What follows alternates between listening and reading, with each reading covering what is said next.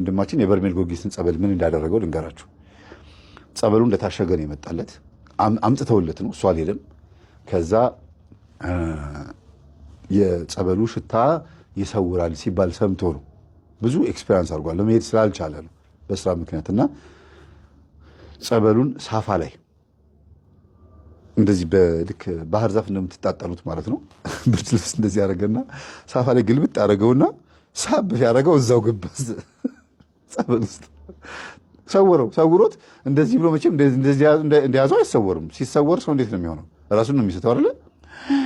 አርጎ ሲሰበው ግብት አለ ሳፋ ውስጥ ገብቶ ተንደፋደፈ። በዛች ትንሽ ሳፋ ውስጥ እንደ ዶሮ እንደ ታርዳ እንደታፈነች ዶሮ ተንደፋደፈ። 5 ደቂቃ ያክል አስቡት። ተንደፋድፎ ከዛ ማንም እኮ በሌለበት ነው። ማንም እኮ የለም። 10 ሊትር ጀሪካን ሳፋ አይሞላም። ግን ሰውሮት ለ5 ደቂቃ ያክል የት ደርሶ እንደመጣ ብትሰሙ ትገረማላችሁ። ወደኋላ ህፃን ሆኖ ወደኋላ ሄዶ እንዴት ቡዳ እንደበላው፣ እንዴት መንፈስ እንደለከፈው፣ እንዴት ቤተሰቡ ላይ መተት እንደተወረወረ በዛ 5 ደቂቃ ውስጥ በደንብ አጎን ያሳየው። ቤተሰቦቹ እንዴት በመንፈስ እንደተለከፉ እሱን እንዴት መንፈስ እንዳገኘው በደንብ አሁን እዚህ ጋር ዘርዝሬ መናገር አልችልም፣ ረስቼዋለሁ። እና በቃ በቮይስ የላክልኝን ስሰማው በጣም የገረመኝ፣ ደወልኩለት። እውነትህን ነው ስለው እንደዚህ አድርጌ ተጠቀምኩና እንደዚህ ሆነ። በጣም ሰወረኝ እኮ። እንዲያውም በርሜል ጊዮርጊስ ላይ 3 ደቂቃ ነው የሚሰውረው፣ እዚህ እኔ ጋር ግን 5 ደቂቃ ነው የሰወረኝ። ሰዓት ይዤ ነበር አለ። ልምድ ነበረ ስለው የመጀመሪያ ጊዜ ነው አለኝ። ሲባል ስለሰማው ኤክስፔሪንስ አደረኩት አለ። እና እንዲህ የሚያደርገ ሰው አለ። የቤተሰቦቹን የዛር መንፈስና አጠቃላይ ማንን መተት እንዳርጎባቸው እንደነበር ዘርዝሮ ነገረው። ከዛ በኋላ ምን ማድረግ ጀመረ? ስማቸውን ያውቃቸዋል፣ ማን መተት እንዳደረገ። ከገሌ ከአቶ መስፍን፣ ከአቶ ዮሐንስ፣ ከአቶ ምናምን፣ ከገሊት እያለ ስማቸውን እየጠራ በዛ ውስጥ ያያቸው ሰዎች እየሰገደ መንፈሱን በሙሉ ሸኝቶ ጨረሰ። ለምን? አይቶታላ። ከማን እንደተላከ አውቆታላ። ቡዳ የበላችሁ ራሱ ማን ነው አውቋል። እና አድርጉ ማለት ሳይሆን ኤክስፔሪንሱን የነገርኳችሁ። መቼም አድርጉ ማለት ቢከብድም እንዲህ የሚያደረገ ሰው አለ ማለት አንድ ነገር ነውና ሴትዮዋ ላይ ጸበሉን ገለበጥኩባቸው፣ ሰውሯቸው ተኙ። ከዛ ከተሰወሩበት ሲነሱ ነይ ማንሽ ይሄን ረከቦት አንሽልኝ፣ ወደዛ አርጊልኝ፣ እኔ አልፈልገውም፣ በስመ አብ እባብ ትል ማሚ ይታየኛል እያሉ የቃዡ ነው የተነሱት። ከበርሜል ጊዮርጊስ ስትነቁ እንደዛ ነው የምትቀባጥሩት፣ የቀባዥራችሁን የምትነቁት። ከዛ በኋላ ፍንት ብሎ ሲመጣላችሁ ነው አይምሯችሁ ግን ልጥ። ስለዚህ ሁልጊዜ ጠዋት ስትጸልዩም ማታ ስትጸልዩም እኔ ውስጥ ያለ ማንኛውም አይነት ርኩስ መንፈስ በስላሴ ስም በኢየሱስ ክርስቶስ ስም በመድኃኔዓለም በአማኑኤል ስም ታሰር። ስልጣን የለህም፣ አቅም የለህም፣ ባለህበት ታሰር፣ የስሙ ኃይል ይሰርህ ብላችሁ ማሰር አለባችሁ። በጌታዬ በኢየሱስ ክርስቶስ ስም አስሬሃለሁ ብላችሁ ስታስሩት እየወጣ እየገባ አያስቸግርም። እዛው ባለበት ነው የሚታሰረው ማለት ነው። አያስቸግርም ብቻ ሳይሆን አይሸውዳችሁም። ስትጸልዩ ስትሰግዱ የሚያንጠራራችሁ የሚያዛጋችሁ እኮ የታሰረ መንፈስ ነው አይደል እንዴ? መውጣት ስላልቻለ እኮ ነው። መንጠራራት፣ ማፋሸክ፣ ሆድ መንፋት፣ ፈስ መፍሳት፣ እንባ በቃ በማዛጋት ብዛት እንባ በቃ በጣም ይበዛል። ይሄ መንፈሱ ከእናንተ ወጥቶ የሆነ ቦታ ላይ መደበቅ አለመቻሉና እናንተው ላይ ሆኖ መታሰሩ ነው። ሌላም ደግሞ እንደገና ያልታሰረ መንፈስም ከሆነ ደግሞ ጸሎቱን እንድታቆሙት እየተፋለማችሁም ሊሆን ይችላል። አንዳንዴ እንደዚህም ያጋጥማል። ያ ያልታሰረ መንፈስ ይኖራልና ሲፈራ በተለይ የሴት ጓደኞቻችሁ የወንድ ጓደኞቻችሁ መተት ካለ የበላችሁት መተት ካለ ልክ ጸሎት ልትበረከኩ ስትሉ ሆዳችሁ ይነፋል፣ ፈስ ይመጣል። ያ ፈሳም ሲባል ፈሪ ማለት አይደለ? ይደነግጣል፣ ይፈራል፣ ልባችሁ ድው ይላል። ጸሎቱን ቶሎ እስኪጨርሱ ድረስ ያቆነጠንጣችኋል። ገጽ ቆጠራ ትጀምራላችሁ። ጭንቅ ይለዋል። በቃ እናንተ የሚጨንቃችሁ ነው የሚመስላችሁ፣ ግን እንዳይጋለጥም ፈርቶ ነው። እንደገናም ደግሞ ቶሎ ከተንበረከካችሁበትም እንድትነሱ ፈልጎ ነው ማለት ነው። እና ተጋለጠ። አንዳንድ ሴቶች ላይ እላያቸው ላይ አይነ ጥላ እንዲያገቡ የማይፈልግ በተለይ ቡዳ አይነ ጥላ ከሆነ እንዲያገቡ አይፈልግም። በግድ ካገቡበት የስቃይ ህይወት እንዲኖር ያደርጋቸዋል። ወይም የሚወልዱት ልጃቸው አካል ጉዳተኛና በጥባጭ እንዲሆን ከሁለት አንዱ፣ ወይ ባላቸው ጠጭና ሰካራም ሆኖ ወይ ደግሞ አመንዝራ ሆኖ ቺት እያደረገ ስልኩ ላይ ሌላ ማይሆን ነገር እንዲያዩ እያደረገ ቀጥል ብላ ትዳሯ እንድትኖር ያደርጋታል። ለምን? አግብቻታለሁ የሚል ቡዳ ውስጧ ስላለ እሱ ሳይፈልግ ነው ያገባችሁ። መቼም እሱ ስላልፈለገ አታግባ ማለት አይደለም፣ ግን በትዳር ይቀጣታል ነው። ይሄ መንፈስ ካላስወጣችሁ በስተቀር ሰላማዊ ትዳር አታገኝም። ከእሷ እየወጣ ባሏ ላይ እያረፈ እየሄደ ማየት የማትፈልገውን ነገር ያሳያታል ነው ነገሩ። የዝሙት መንፈሱም የቡዳ መንፈሱም ይተባበራሉ። ከዛ ይሄንን ነገር ሳስረዳ ሰምታ መምህሩ ትምህርትህን ሳልሰማው እዚሁ ብዙ ነገር እየሰማሁ ነው ያለሁት፣ እንደዚህ ነው የምታስተምረው ዩቲዩብ ላይ አለችኝ። አዎ እና በየቤቱ እየገባህ እንደዚህ ነው የምትለቀው ዩቲዩብ ላይ አለችኝ። አዎ ማታ እኮ ገብቼ ምናምን ቪዲዮህን ለማየት ሞከርኩ አለችኝ። አይደል? አዎ እና ተረት ተረት መሰለኝ አለች። ይኸው መጣሁ እንግዲህ ተረት ተረት እንዳልሆነ በአንቺ ህይወት ውስጥም ያውቁት። ኦኬ እሺ የመጣችሁበትን ንገሩኝ ምናምን አለች። በቃ ማለት የሆነ ውስጧን አሳምናው ስለነበረ ስስት ያለው በቃ ሰምታ እሺ ይቅርታ ምናምን ብላ ፖዚቲቪቲ ተቀብላ ምን ብላ እሺ እሺ አመሰግናለሁ ቻው ቻው ብላ ከዛ በኋላም እንደገና እንደነበረው ልትቀጥል ያሰበች ሰው።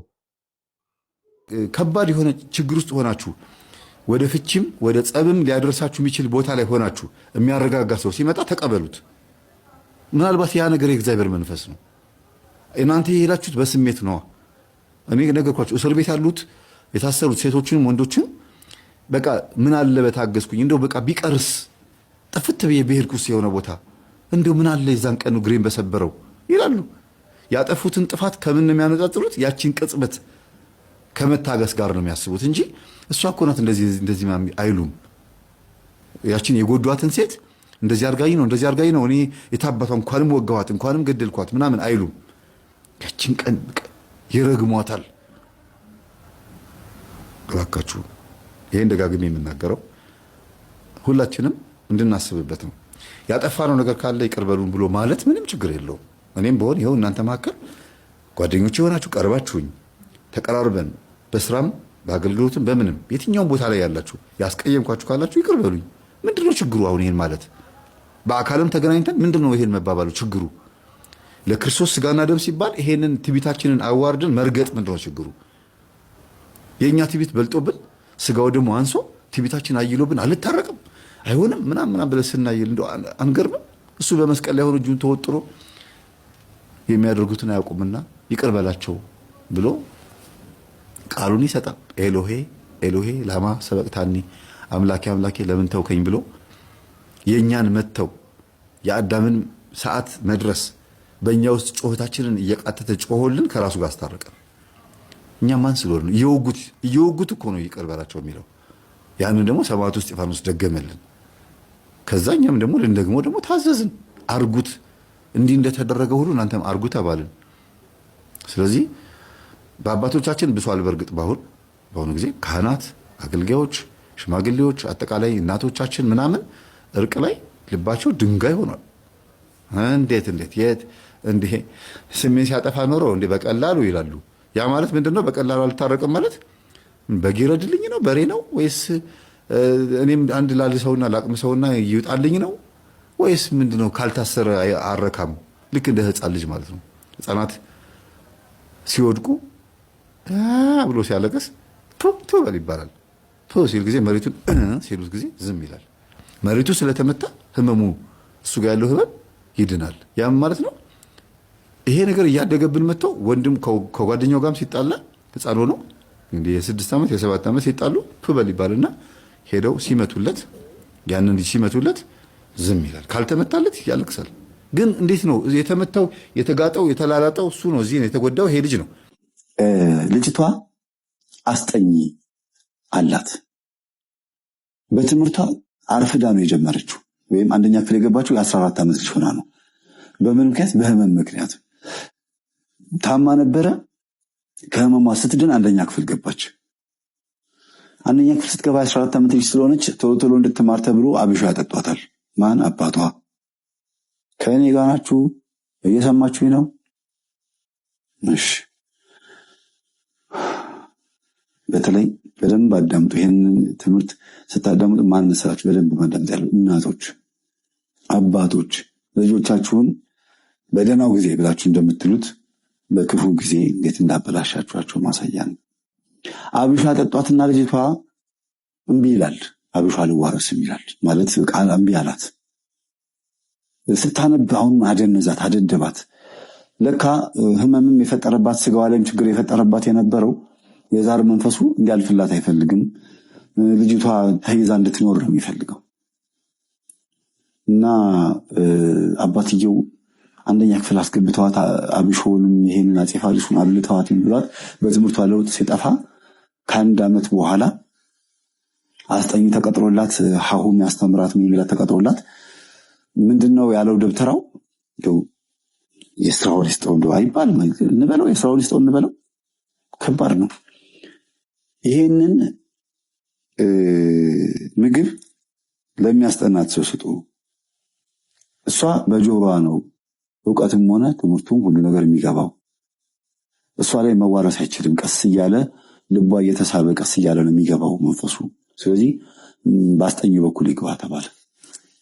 ከዛ ልጅቷ ምንድን የተባለችው አስጠኝሽ ሊያስጠናሽ ሲጠጋሽ ወይም ደግሞ ሲመጡ ይሄንን ቆሎ ብላ በይው የበላሽ ምሳይና ይሄንን ብላ በይው፣ እሱ ይሄንን ቆሎ ከበላ አንቺ ዕውቀት ታገኛለሽ ተብሎ ተነግሯታል። እና ከቤተሰቦቿ ደግሞ ልጅቷ ምን ለምዳለች? ይሄ የአባት የእናት ከራማ ምናምን የሚባል ነገሮች ታውቃለች። እንኳን ትንሽ ልጅ ብትሆንም ነገሩ ይገባታል። እና ይሄንን ቆሎ ካበላሽው የሱ ዕውቀት ለአንቺ ይሆናል፣ አንቺ ግን እንዳትበይው ተብላለች።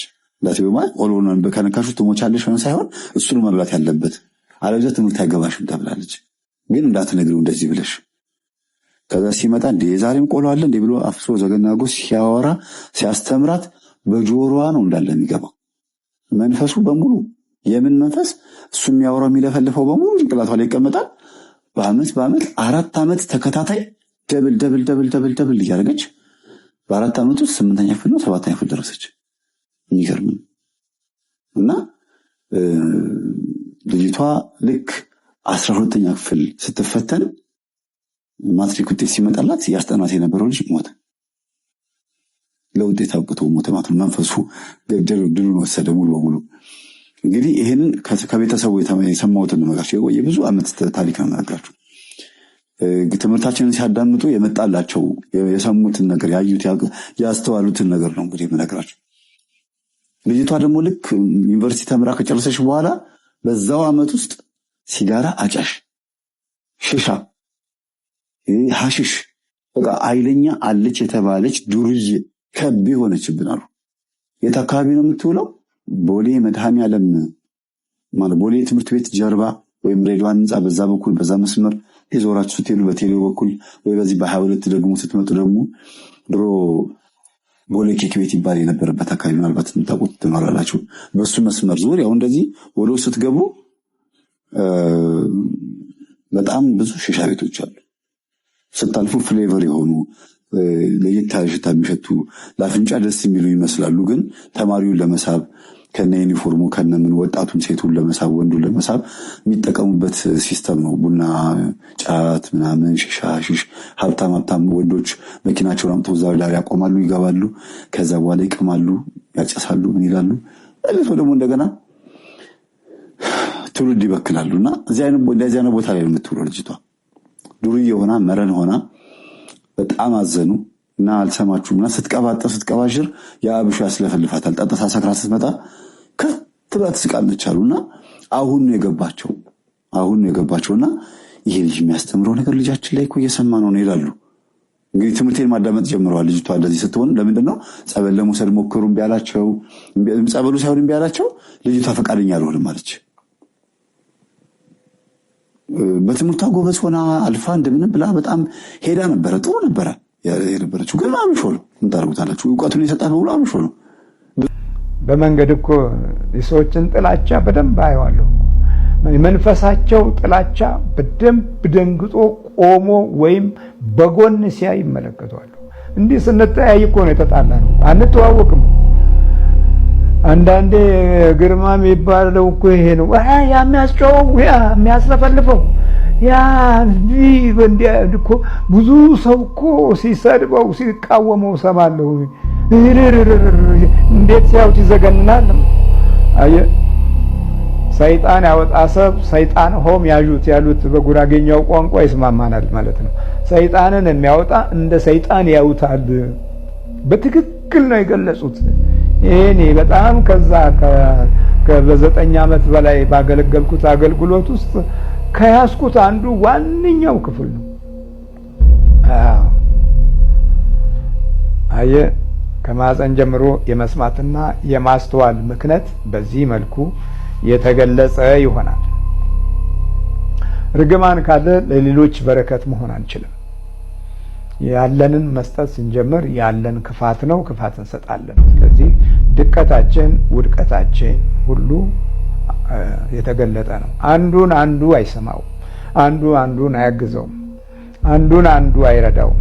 አንዱ ለአንዱ ውስጣዊ ጠላትነት የሚታይበት ይሆናል። እይታ በአመፃ ተጸነስን፣ በክፋትና በተንኮል ተወለድን፣ እድሜ ልካችንን በጎ ነገር ሳናይ የእድገት ገጽታዎቻችን ሁሉ በምንፈልገው አቅጣጫ ሳይቆም እንደተስገበገብን፣ እንደነጠቅን፣ እንደቀማን ቢሮውም ወንበሩም በሚያስፈራ ስጋት ውስጥ ሁል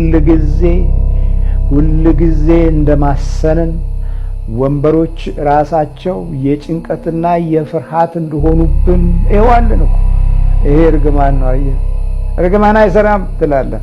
ከማህፀን ጀምሮ ለማስተዋል፣ ለማገናዘብ፣ ምህረትን ለማወቅ፣ ክብርና ሰላምን፣ ሞገስና ጸጋን ለማግኘት ከስር ጀምሮ የህይወት ጅማሬ ላይ እንዲህ መበላሸት እንዳለ በመንፈሳዊ ህይወት ውስጥ ያለውን የመጽሐፍ ቅዱስ ትልቅ መርሆን ካላወቅነው የበረከትን ጉዞ ልናውቀውም ልንረዳውም አንችልም።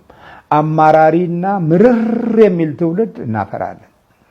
የመንፈስ ጉዳትንም ልንቀበለው ሳንችል እየተጎዳነን የጠላትን ምስጢራዊ ጥበብ ከህልውናው ጋር የተያያዘ መሆኑን ሳናውቀው ሁል ጊዜ የጉዳት መሰረት ላይ ቆመን ጉዳትን ወልደን ውድቀትን ጸንሰን ግፍን አሳድገን ያው ሁል ጊዜ እንሳቀቃለን። በሰው ፍርሃት ተይዘናል።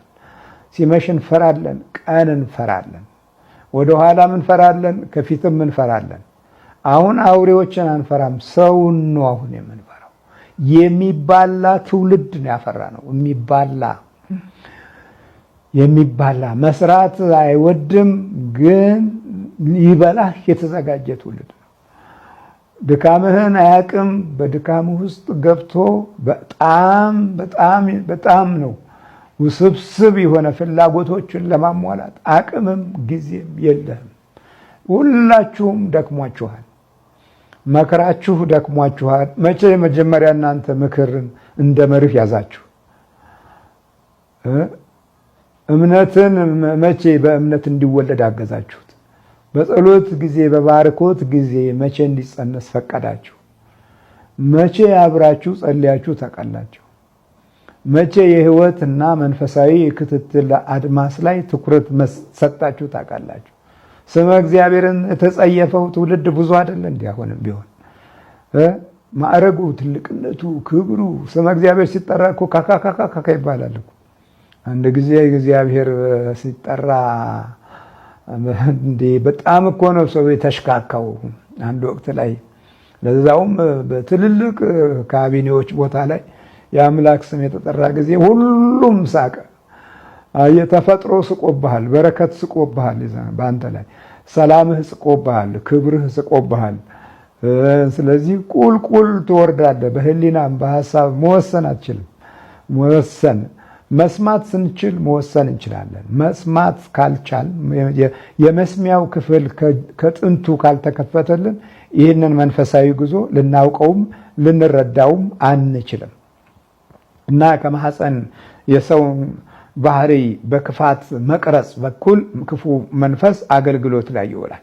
ሌላው በአካባቢያዊ ስሜትና መንፈስ በፍጥነት እንያዛለን። ጆሮአችን ከተወለድን በኋላ ጆሮአችን አካባቢያዊ ገጽታ ላይ ያለውን ነገር ይቀበላል። እዛ አካባቢ ሰካራሞች ከበዙ ሁሉም ሰካራም ሆኖ ያድጋል። ክፉዎች ከበዙ ሁሉም ክፉዎች ነው። ምቀኛ ሐሳብ ያላቸው ሰዎች ካሉ ደህናው እንኳ ይሄ ምቀኛ ሰው ሲል ምቀኛ ነገርን ሁልጊዜ በአእምሮ ውስጥ ሲያስታውሰው ህሊናውን ያቆስለዋል። ስለዚህ ወደ ቡራኬ አንሄድም። ፍጹም ወደ ቡራኬ፣ ፍጹም ወደ ሆነ ልብ፣ ፍጹም ወደ ሆነ ፍቅር፣ ፍጹም ወደ ሆነ ክብር አንሄድም። ስለዚህ እናምታተዋለን። ነገሮች ሁሉ ይበላሽብናል። በዚህ ላይ የመናፍስቱ ጉዳት ሲጨመር ደግሞ ጥልቀቱ ረጅም ነው። ራሄም የተባለችዋ የመጀመሪያ የሰውነት ማቀባበሪያ እጅን በእጅ እግርን በእግር ጣትን በጣት የሰውነት እንትኖቻችን በዚህ በዕብራይስጡ አቆጣጠር 248 ናቸው። 248 ቅርጥፍጥፎች አሉን በአብርሃም የቃል ኪዳን ቁጥር ውስጥ እና በአብርሃም የቃል ኪዳን የስሙ ቁጥር። ይሄ የስሙ ቁጥር ማለት ጂኦሜትሪያዊ ዋጋ ነው። የቁጥሩ ዋጋ የተሰጠውን የቃል ኪዳን ኃይል የሚያቅፍ ነው። በዛ ውስጥ ወደ ትውልድ ለማስተላለፍ የሚያስችል መንፈሳዊ የእምነት አድራሻ ነው። አድራሻ አለው፣ ግብ አለው። ስለዚህ በአካባቢያዊ ሁኔታ ይያዛል። የአስተዳደግ ስብዕና መበላሸት ከዛ እየጨመረ ይመጣል። ባደገ ቁጥር አስተዳደጉ ላይ ብልሽቶች እየበዙ ይመጣሉ። ከዛም በላይ በጸሎትና በአምልኮት ዕውቀት እንዲሁም ደግሞ በመንፈሳዊ ሕይወትና ፍላጎት ባለ ባርኮት ውስጥ የተደገፈ አይሆንም። ይሸሻል። የእግዚአብሔርን ቤት ይሸሻል። ተስፋን ይሸሻል። ሰንበትን ይሸሻል። በረከትን ይሸሻል። እረፍትን ይሸሻል። ፍቅርን ይሸሻል። ክብርን ይሸሻል። ወዴት ነው የሚሄደው? ወደ ክፉ ነው እና ይህን ዳዊት ከማህፀን ጀምሮ የእርግማን ኃይል በትውልድ ውስጥ እንዴት ሰፍቶ እንደሚሄድ በደንብ ማስተዋል እና በደንብ ይህንን ማንበብ ይኖርብናል ማለት ነው።